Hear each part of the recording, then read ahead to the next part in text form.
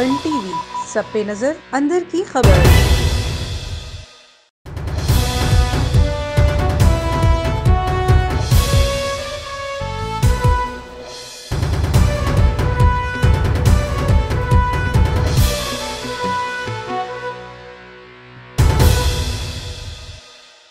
अस्सलाम वालेकुम। A1 TV के साथ मैं हूं अनीला सुलेमान। यहां पर अहम खबर शामिल करेंगे। आपको बताएं कि तनख्वाहों में इजाफा ना करने पर सेक्रेटेरिएट मुलाजमीन का हुकूमत के खिलाफ एहतजाज करने वालों में ग्रेड 1 ता 22 ग्रेड के अफसरान की शमूलियत।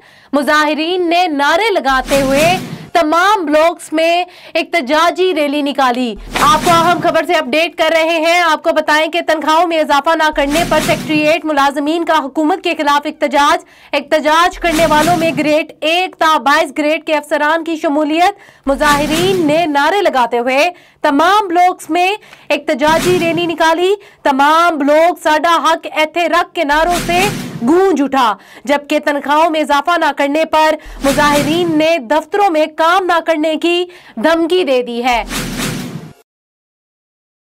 अब तक के लिए इतना ही। मजीद खबरों और अपडेट्स के लिए आप विजिट कर सकते हैं हमारी वेबसाइट www.a1tv.pk।